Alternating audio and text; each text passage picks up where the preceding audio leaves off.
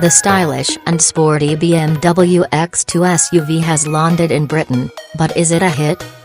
While almost every manufacturer is going hard after the lucrative SUV market space at the moment, BMW is undoubtedly one of the pack leaders, and the X2 is the firm's latest arrival.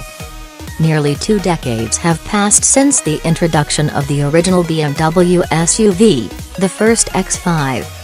Today, this type of car accounts for 38% of the brand's business, with just over 700,000 vehicles delivered worldwide in 2017, thanks to a lineup of 5 models.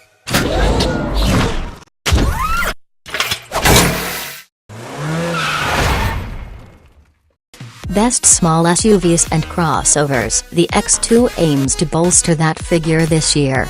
It acts as a more stylish alternative to the conventional X1 and sits at the smallest end of the X lineup, rivaling everything from the Mercedes GLA and Mini Countryman to the likes of the Audi Q3 and Jaguar E-Pace.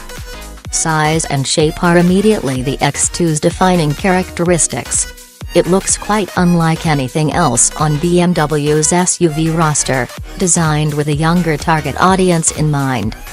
In the same way as the Audi Q2 boasts a distinct character compared with its Q stablemates, the X2 gets plenty of unique tweaks, such as the BMW roundels on the C-pillars and that angular front bumper. The back end is shaped rakishly with a steep rear window, and the whole car tries as hard as it can to appear squat and sporty. However, it's quite easy to catch the X2 at an angle that looks more oversized hatchback than pert SUV. Inside, the amount of legroom is comparable to the X1's, and headroom isn't impeded too much by the sharp back end.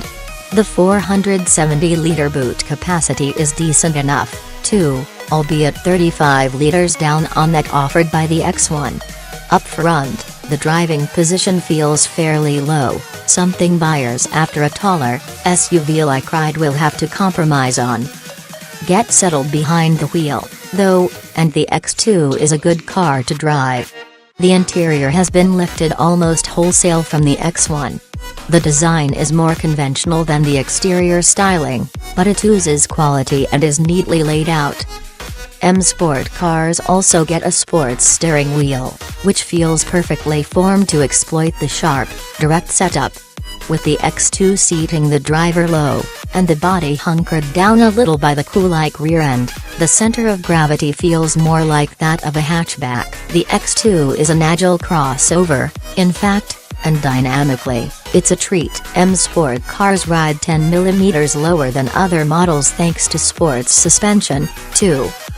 Ride quality is par for the course for BMWs, so it's a bit firm at low speeds and on B roads, but smooths out nicely at pace for comfy motorway cruising.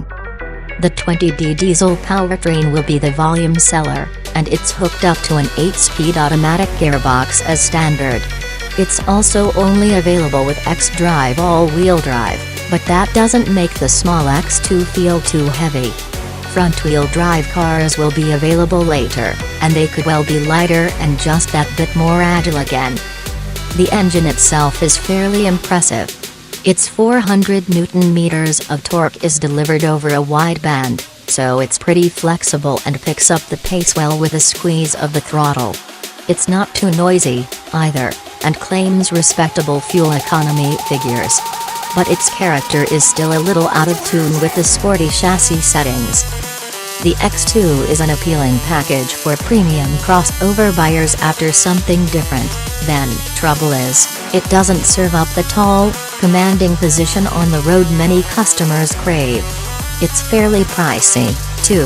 The loftier, more practical X1 is cheaper, and while the X2 is a better car than the Mercedes GLA, you'll pay a noticeable premium for it, especially on monthly PCP deals. It's all for today. One interesting fact: how to increase the value of a Russian Lada car by 2 times. Just fill in the tank.